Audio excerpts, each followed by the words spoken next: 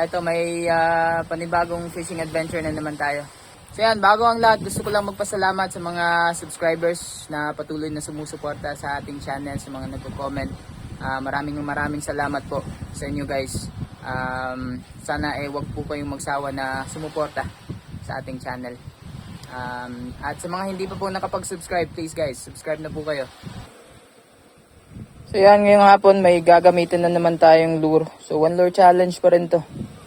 Yun lang yung ginagawa natin sa ating channel guys. Ito 6.5 grams na jerkbait from JT Tackle pa rin. Ang ganda ng lure na to guys. Look at that. Kaya lang wala na akong snap. Naubusan na tayo, so diretso tali na lang tayo nito. Diretso tali sa lure. So ito, gagawa lang tayo ng knot na parang ganito. Ano bang tawag sa knot na yan? Pero di natin yan hihigpitan. Ganyan lang. Tapos kunin natin yung lure. Yung end ng fluorocarbon leader, papasok mo dito sa lure. Tapos ito, diba may ginawa tayong knot dito? So papasok mo lang din yan dyan. Parang ganito yung mangyayari guys. Tapos dun mo na siya hihigpitan. Yan. Tapos pagkahigpit mong ganyan, gagawa naman tayo ng clinch knot. Ganito lang pagkagawa ng clinch knot. Ito yung end. Iikutin mo lang siya dyan. 1, 2, 3, 4, 5, 6, 7, 8. Yung ginagawa ko guys, 8 ikot. Tapos yun na nga, lubricate. Tapos ito, ihilahin nyo na to, yung end.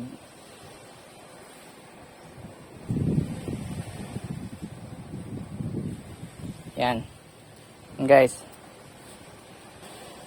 So meron na tayong knot na nagawa.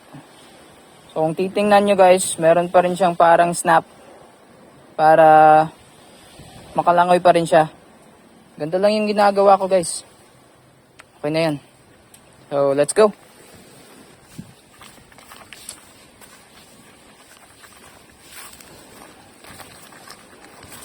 Ito yung gagamitin natin. 6.5 grams na jerkbait.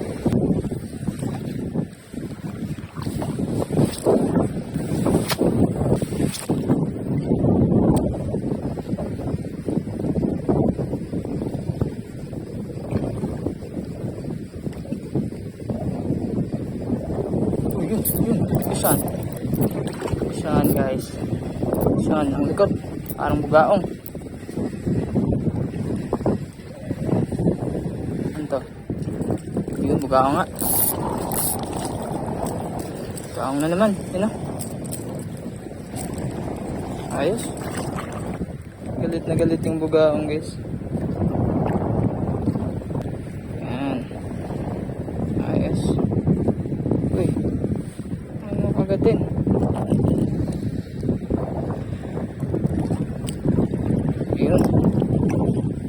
First fish natin ngayong araw, bugaong. Wala nang araw. Natabunan na yung araw guys. Yun. Yan. Yan. Sundan siya na guys.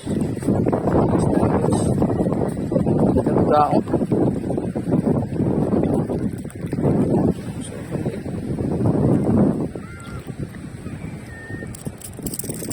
Ang daming sumabit sa kanya mga master.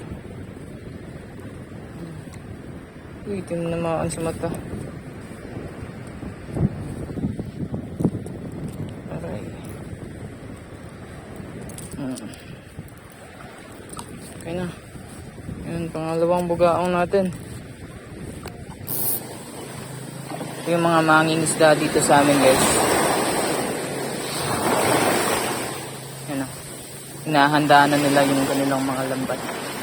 Mamayang mga alas 5, alas 6 ng gabi.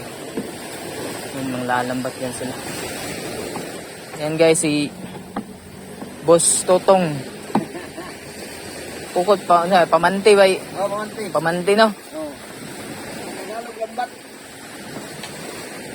Sa Kalawma inyo ang ginaaduan. Nasa mga, kung magpakuha ang isla ka diba, sinta ka diba?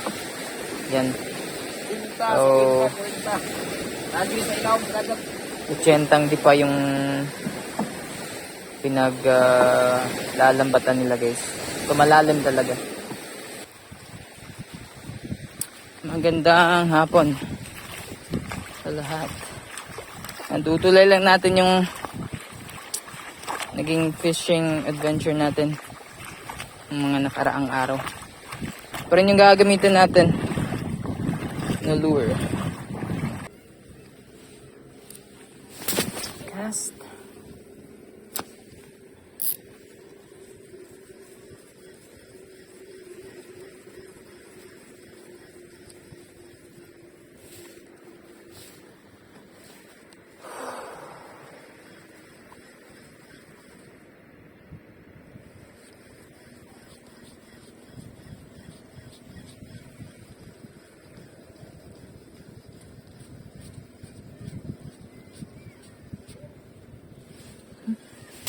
Fish on.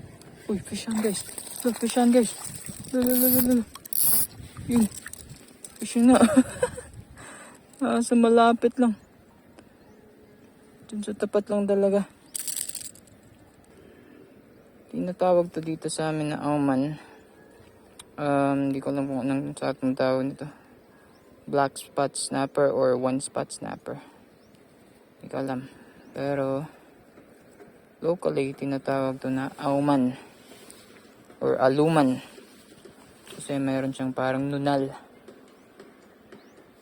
Sa Bisaya, yung nunal is alum.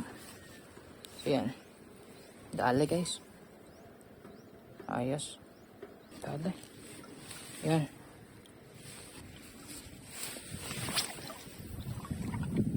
Dito ko yung mga damo guys.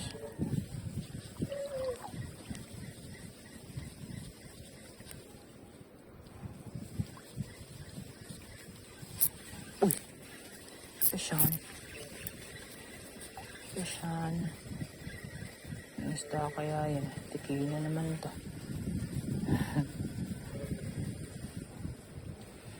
Yun na nga. Ito na. Tiki.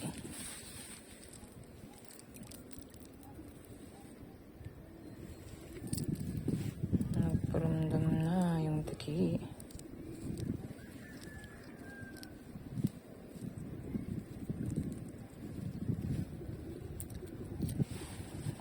Okay, bye-bye. Malaki na yung hibas guys.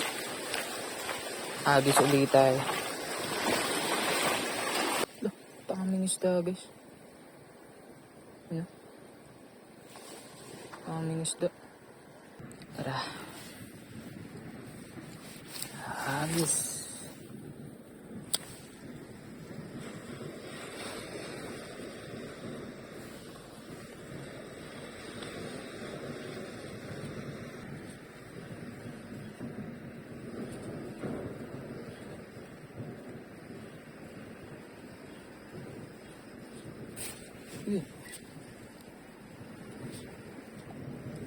Binira na naman.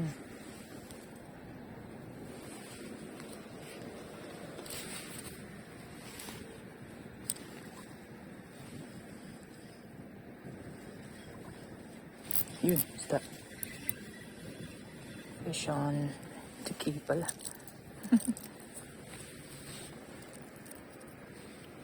Tiki pala.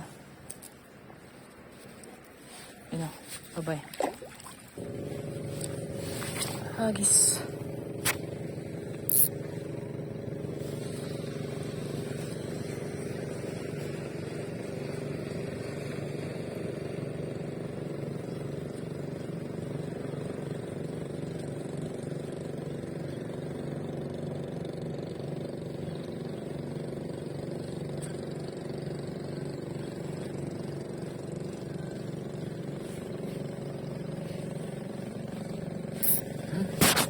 Yan.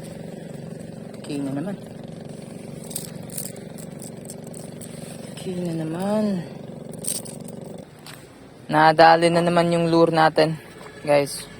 Na-donate na naman. Sumabit sa bato. Yan, pauwi na tayo. Ay. Ayan, ito lang yung nadali natin. Sa mga subscribers ko na angler din, sana marami kayong huli. Nag-i-enjoy kayo. Yun lang naman yung importante. Nag-i-enjoy tayo. Yan, hanggang sa susunod. Whew!